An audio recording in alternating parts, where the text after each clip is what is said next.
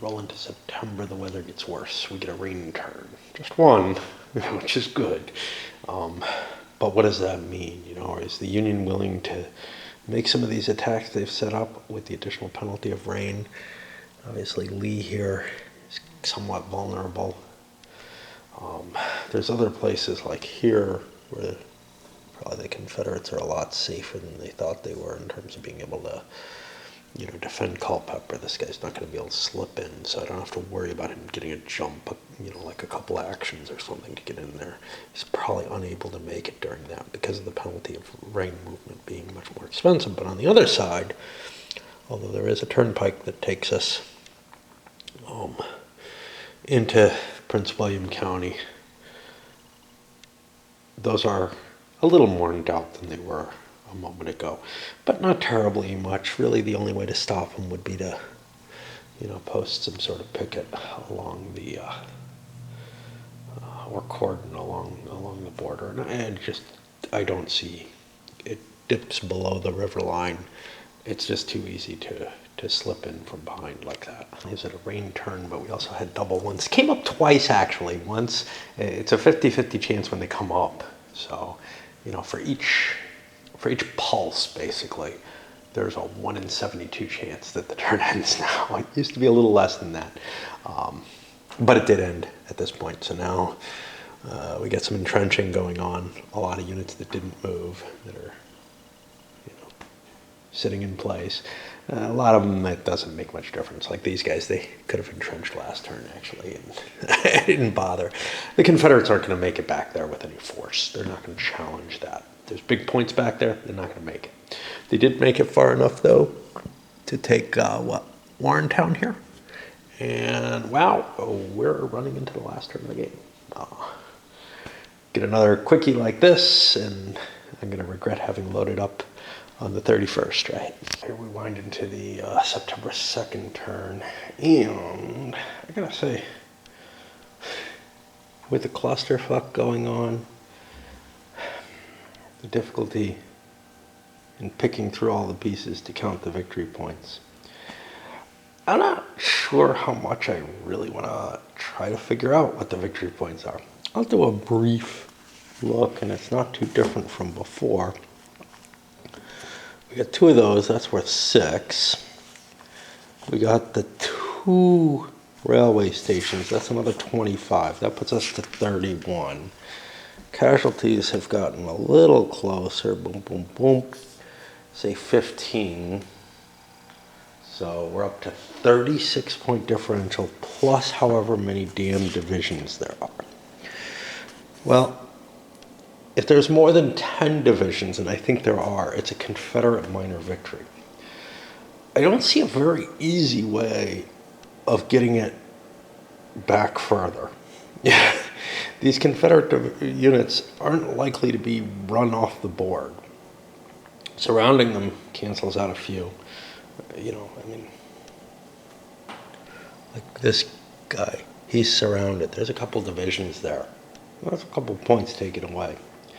I'm not going to really have the opportunity to push here or here and get those points back. So what it comes down to, though, is that attacking at less than good odds doesn't make a lot of sense. I'm not going to gain additional victory points from the attacks. All I'm going to get is whatever comes out on the casualty chart. And I don't see taking high-risk options to try to move a marginal Confederate victory to a marginal Union victory. That doesn't fit with my feeling of good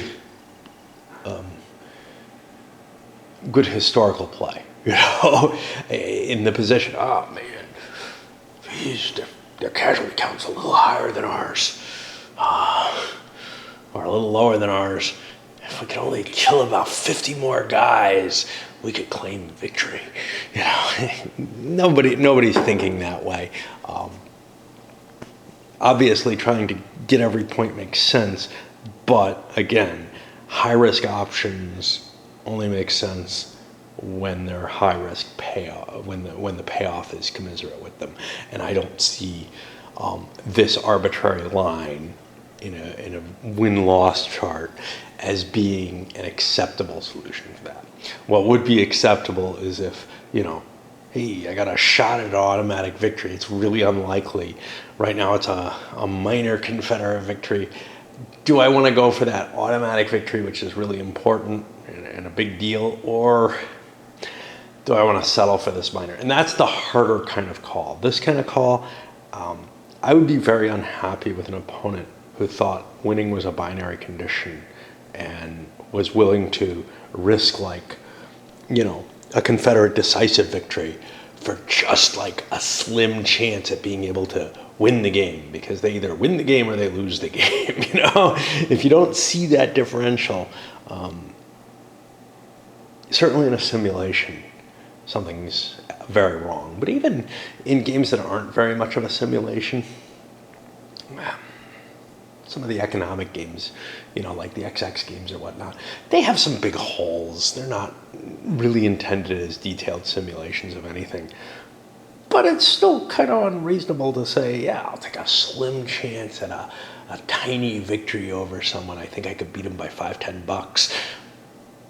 But there's a good chance I'll just go bankrupt and be wiped out and go from a very close second to maybe losing the game, or perhaps, losing quite a few positions down, because they, again, see that victory as a binary condition. There may be games where it makes sense for it to be a binary condition in a truly abstract circumstance, but certainly in a game like this, trying to view things that way is just obscene. It's actually having quite a bit of a problem. They have a lot of troops here that are surrounded, and it's not trivial to extricate them, especially these guys back here. They don't have an easy way out. I mean, maybe they can pound Hooker and get away or something like that. If they move to here, they've got a trace and they're out. And that's kind of true with both. They could both fall back, but then they lose their defensive positioning. What we're seeing is some Union troops maybe trying to march a little faster to get around behind those Confederate troops, get them all caught out of supply so that those points just don't count. If the turn ends quickly and they can get into place, that's great. If it doesn't, the Confederates are going to try to extricate their units, and we'll start doing that. Jackson and Longstreet's main forces start to withdraw. Instead of trying to hit them, Reno chases off some cav here, trying to get in a position where we can bag the whole set of them. Even more impressive. And the Confederates really can't do much about that except try to force march away from it. We're probably going to see a lot of units going to the 4 fatigue level as we try to maneuver here. I like this a lot better than fighting. Fighting in this game is so kind of painful just because of the counting and all that crap. Doing it, but this is kind of an interesting position where the Confederates could actually just pass, because if the Union passes, the Confederates are pretty sure they get their minor victory or whatever. But I've been pushing units towards the border here. At 3 points, 2 points each for those two divisions. It seems kind of valuable, but not as valuable as all these divisions, which the Union's trying to cut around. I got these guys here. They've cut off those hexes. That hex is cut off. So now the Confederates are kind of trimmed down to having to worry about these. They may actually need to fall back soon. I think they can keep doing it, but they got to be a little careful because they can't cross the border. But if they kind of fall in this direction, it's going to be real hard to cut them off. And remember, they have faster movement. They can extend their march too. They should be, and they're more likely to get these, the initiative. So they should be able to fall back and stay within Prince William County and avoid being surrounded. The problem is they have to kind of coordinate their forces. But with, two big corps, as opposed to lots of little corps, they may have a better time of doing that and moving things about the same distance. One problem, though, is if something gets behind them at all, we might have trouble getting out. And that's a risky thing. because say someone positions themselves, I don't know, here, okay, that'll mean that these guys can't withdraw without moving into a zone of control, and one zone to another is their full movement allowance. They won't be able to even try to fight their way out of the bag if it's like a weak unit or something. Can't be too weak, but and then they've wasted one of their movement activities to move one whole hex when really we probably need to withdraw more. So we may be interested in trying to pull out of this this situation. There's a danger to trying that because you don't have coordination between the two corps, and unfortunately this is a Longstreet unit. This was a Longstreet unit. Lee was sitting on top of Jackson, pulled Jackson out from the middle, and now a Union unit was able to slip in between. And at this point, this guy, Kemper, is a little cut off. Is it terrible? Maybe I can let him get surrounded. That'll tie down a bunch of Union forces while I escape with the rest of the force. And that's probably what I have to do, because the idea of trying to get him out of there, he's going to have to move here, and then, it'll be a lot of movement points to get him, down and back, and I probably can't do it. Another option, though, is to hit that Sedgwick there, just to hit him hard and send him reeling away. That could be dangerous because both my stacks could end up, or at least whichever stack is the hammer, but it could be both if it's only if it's a grand assault. Could end up at fatigue 4 and not able to do anything, which would kind of suck. That would probably be the worst situation I could possibly have, and I don't think I want to risk a fight anymore. I think I've got kind of the situation I want right now. Damn fatigue markers, it's hard as hell to tell in the breastworks, but the Union has a lot of the Confederate forces surrounded. This one, that one. We're working on Ewell up here now.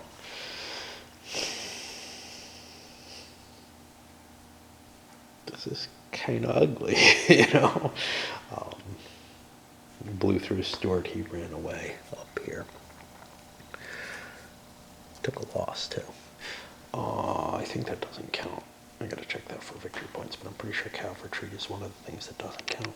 I stand corrected, it does. Oh well. Beginning to set the squeeze on Ewell here. You can see him, some of the 2nd Corps went around, otherwise 3rd Corps kind of positioning themselves to cut him off, take that victory point, or 2 victory points away.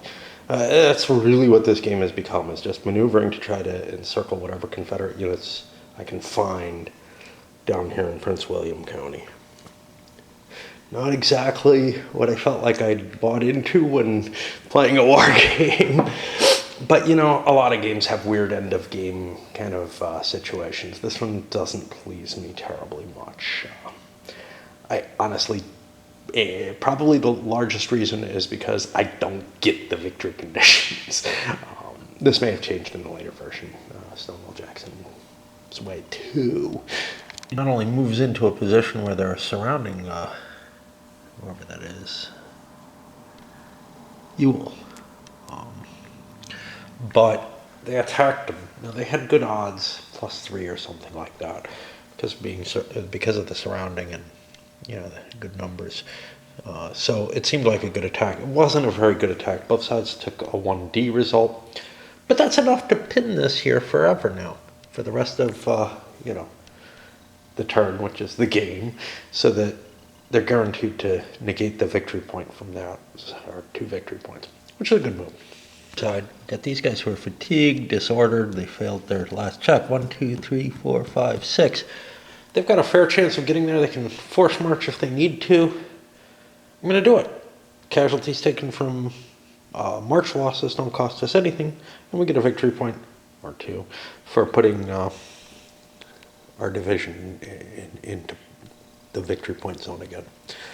So, first thing, I'll use the white die for the fatigue check. So we're going to take a point of damage from that, but we also get enough movement We can go 1, 2, 3, 4, 5, 6. We can't go any further than that. And I'll take the casualty off. And the casualty doesn't cost me anything. I mean, what you start to see out of this is this weird sort of game where, you know, it's just like, because of the victory conditions, the players are doing kind of nonsensical stuff. Yeah, we got to surround that unit. Well, what does surrounding it mean? I don't know. Maybe we're coming up on another one of them special supply turns, one of those few times, you know, what is it, every 6 days, or no, every 6 days. Call it once a week or whatever, you absolutely have to eat. Not that you have to get your supplies or be in supply once every 6 days. No, you have to be there on Friday, always, you know, because damn it, this is the army and we only send out the supply wagons on Fridays. I'm going to push somebody here into Clover Hill. Confederates have managed a successful assault on that unit, sending it skittering back. Actually, should be marking a loss for each. This doesn't matter. Victory point wise, they're the same, but that took this guy out from being surrounded right now. But here's the problem. And this was a coordinated corps assault with Lee helping. If I leave this open, the Union can pop another unit in. If I close it up in this direction, it may open up this unit to being surrounded more easily. If I close it up in this direction, this unit could be surrounded more easily. So it's kind of tough to make a decision. Either or both units could advance, but I'm going to take it here. We got one of these end turn. Get in advance. The reason I'm doing this is there's a fair number of units here. I think this guy and this guy are both in danger. By clugging him forward, I make it so only this guy's in danger. So I'm actually kind of strengthening my line, I think, a little bit by advancing. It's not always clear. And, you know, these guys have enough movement they can go in and surround those no matter what, probably.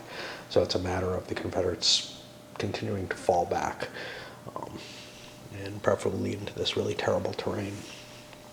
In the case towards the end of games that I start getting kind of uninteresting to me, and this one particularly so because of the way the victory conditions are slated. I mean, they're making me do really silly stuff, and I kind of just want to say, wow, this really sucks at this point, and clean it up. Not only that, it's a little bit more effort. So like with Lee versus Grant, maybe not quite as bad as that. I'm having to pay a lot more attention to figure out, hey, how can I optimize my points the best and everything? You know, I'm not thinking in broad strokes anymore. I'm thinking in kind of Euro victory point type counting and must get to this goal, whatever it is.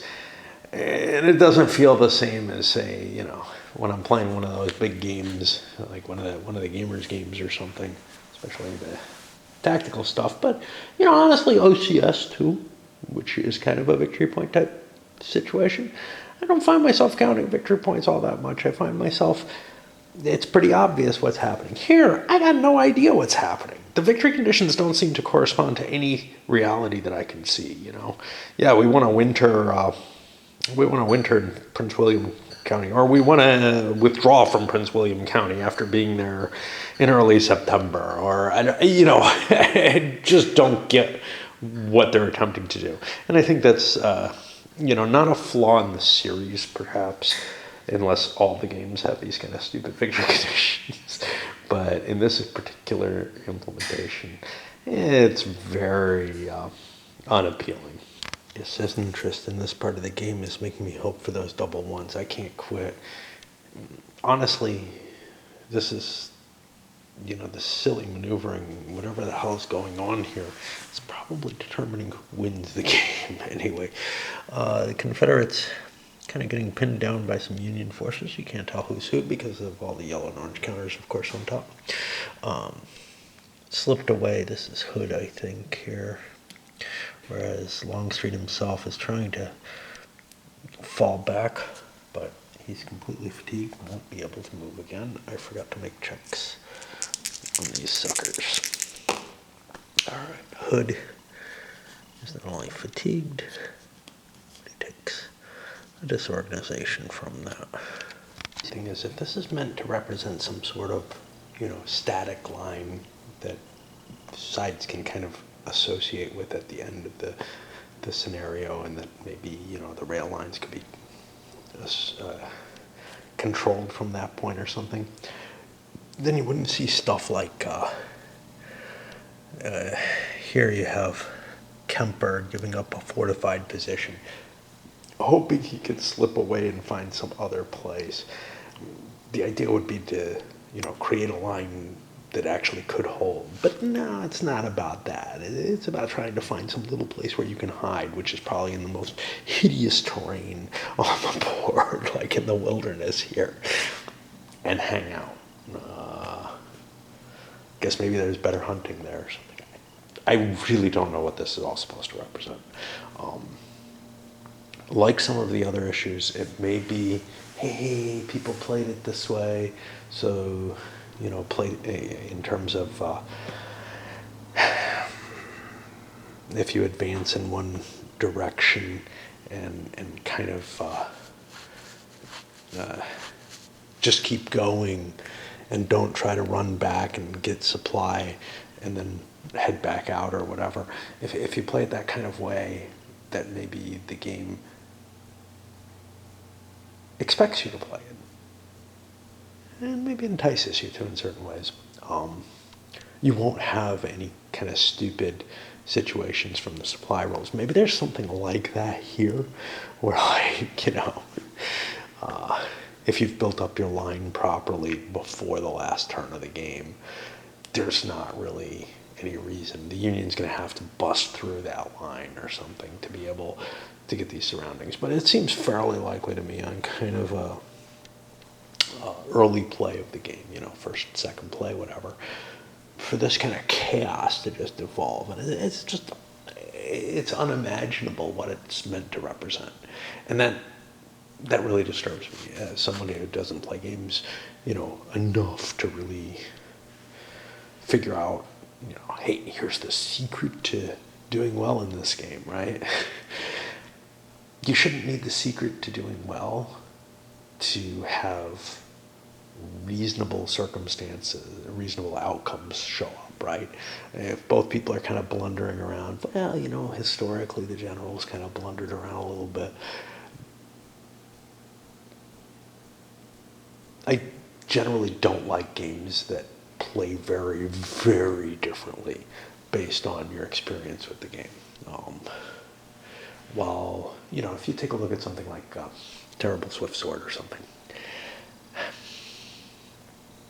you might not fully grasp what all the interactions are. You may not do all that well, but in general, the pushes are reasonable, the effects are reasonable. I have to say, if you look at Victory Games' Civil War over there, yeah, I know my light. Sorry about that. I need it where it is. That's where my games is. If you look at that, without a little bit of understanding of the game, the Union's probably not going to take or the history.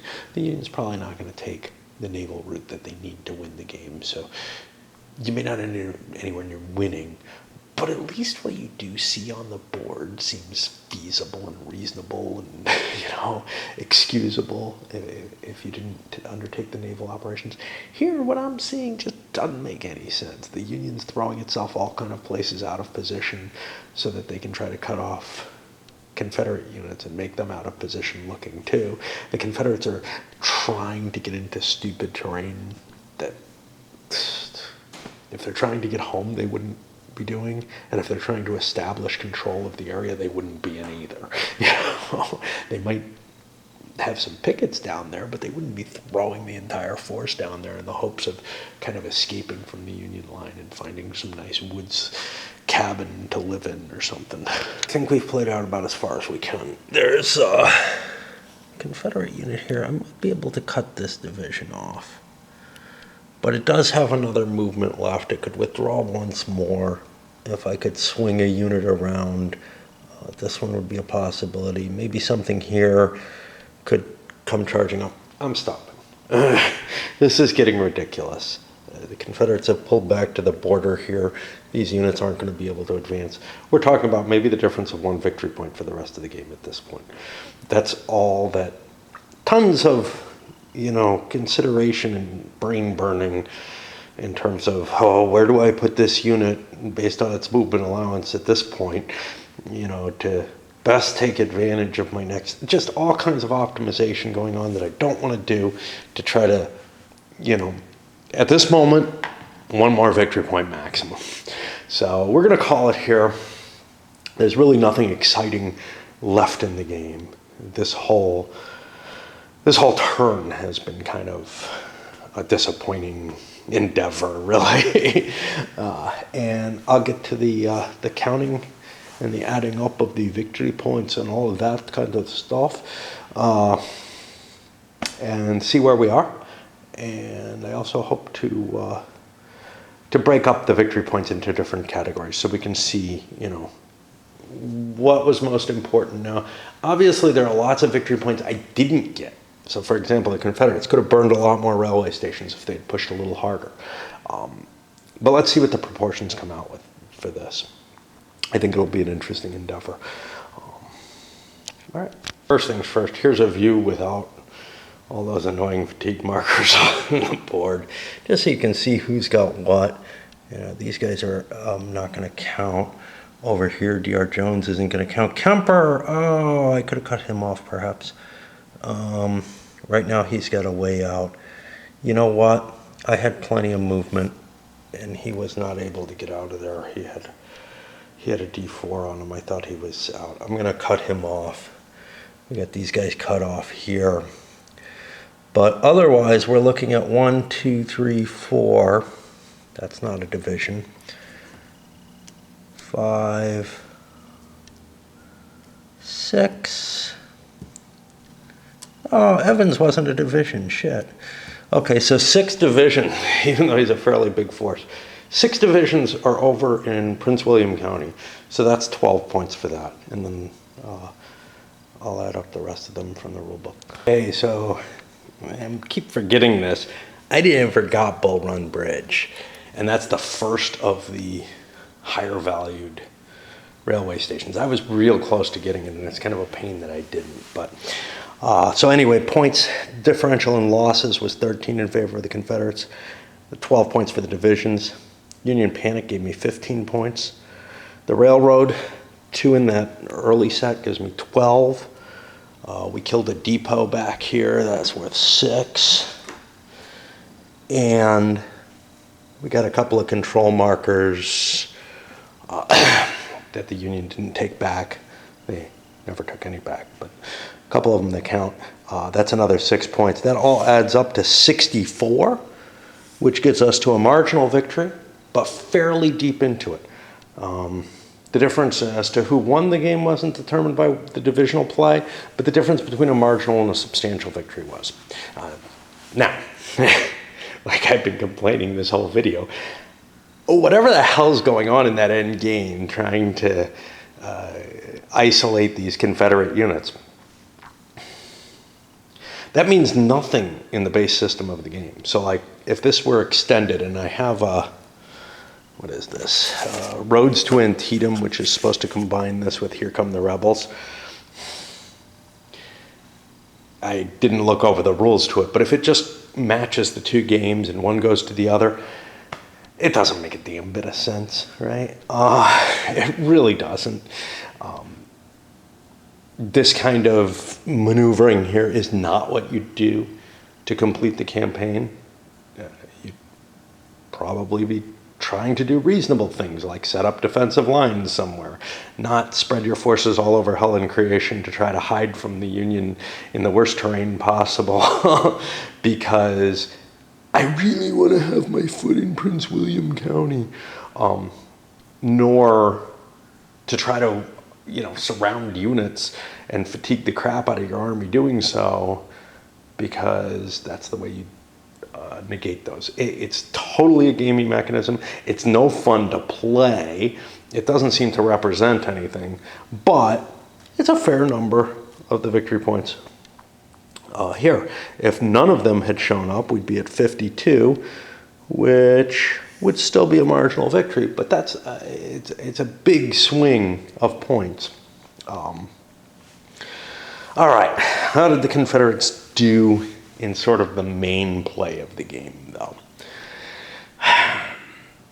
First big thing, the Union not falling back behind the Rappahannock on turn one. Historically, they did it. I chose not to. It diverted the Confederates over, and this is one thing that's great about this game. The maneuvers are so important in the game that they become like the focus of what you're paying attention to, so they're what you kind of remember. So that whole operation is really burned into my brain. You know, I'm not going to make that mistake with the Union again if I play this, I hope. But as of right now, I've got a nice view of what's going on in the campaign. And that's where this game kind of really shines, is it gives you such a focus on the maneuvering that you're kind of paying attention to that. You know, what became a little less is when the choke points for the river were gone. When it's here, it becomes much harder to force the enemy to actually fight you. And the reason for that is the supply lines mean nothing. You know, the Confederates are only in supply if they're down in their counties. You're not going to be able to maintain a continuous supply line. You can't even divert troops to guard a supply line to make sure that your supplies can get through. There's nothing you can do. That is very unappealing to me. In and outside of the question of how the supplies, you know, are triggered on a timed basis and whatever. There's something very unappealing to me that I cannot guarantee that I'll be able to get my supplies through, whether or not it's by rail or by additional carriages or whatever. And there may be a historical reason for it. In terms of play, it means, well, if the Confederates are going to do anything, they're going to be running out of supply anyway. They're going to be, you know, penetrating deep into enemy territory, and they don't give a shit about their supply. Can forage off the land. Well, what stops us from marching into Pennsylvania? Well, nothing really, and that's why Gettysburg happened, I guess, is that we don't really need our supply lines. The Union supply lines, on the other hand, well, they're a little bit more reasonable, but once you get past turn 11, they don't matter no more. You don't have to worry about them at all. The whole, again, that's to me part of that end game thing, is that like you're not trying to keep your forces in any kind of supply through most of the game. The Confederates never, the Union maybe don't have it. And that's one of the things with the push that we saw. I worried maybe too much towards keeping my units in supply. Screwed up, crossed the barrier. It was like one space over with some units. But with others, I held them back for a couple of turns, and that may have cost me some victory points that I could have gotten. That losses due to being out of supply probably wouldn't have cost me. So, you know, maybe I could have pushed up here and gotten some points up there for, I don't know if there's a depot there. No. So that's only a few points, right?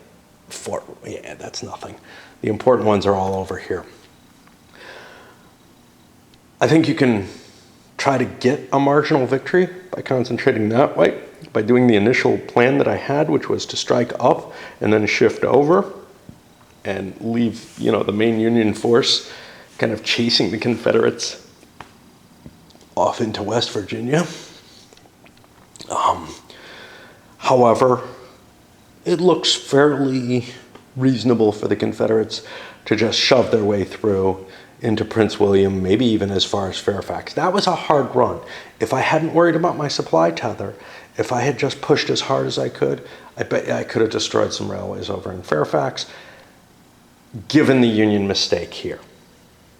Without that mistake, without them falling back to the Rappahannock and me being able to get around them more easily, I was able to get a quicker penetration than I think I otherwise would have.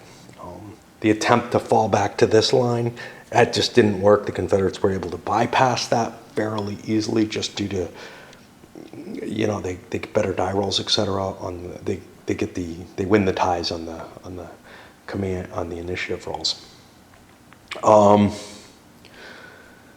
This was a killer though, man. That should have been like enough to swing the game, except, you know, we're looking at 13 points in losses. That was almost enough to change it as well.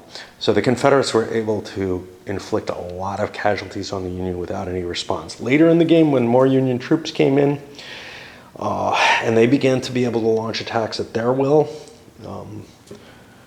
they caused some significant losses to the Confederates as a backup. Anyway, there are things I really do like about this system. There's no question about that. The focus on maneuver is something, you know, most war games don't really capture that very well. The old operational, you know, style games, where you know, things like Blue and Gray just really don't feel like you're focusing on the maneuver. You are, but it's often like just a matter of, there's only one crossing here, so I block that, and now you can't be attacked, so now you got to swing around and get through. But it's all about the fighting. Here, you could try to fight, and you might even make it. You might push through a river line or something. But it looks so, I don't know. You know, the same thinking is in place where you want to bypass the enemy, etc. But the reasoning for it's different. Here, the reasoning is not to fight. The reasoning is to just get someplace. And in most of the others, you're looking at, well, where can I get to where I can batter the enemy so that I can get through him to the victory point locations or whatever? Because, you know, in terms of what you have to do and where you have to get, the thinking's similar, but somehow the way this presents it, it just feels so much more like my attention's on the maneuver in a different sort of way. It's not like, oh, I'm blocking this space with this big force. It's more, I'm across the river, you can't possibly attack me unless I have a very weak force. Basically, maybe the level of detail, the more units there are, or whatever, maybe that's what's helping with it. But it just seems to stick in my brain a little better, the way the maneuvering works. Anyway, some of that's probably more desirable to be in the review when that comes, but I don't know when I'm going to be able to get that out, and my brain seems to leak a lot recently. So we'll clean this up and get a review to you, but as of right now, we'll send this up there, and this is September 2nd and wrap.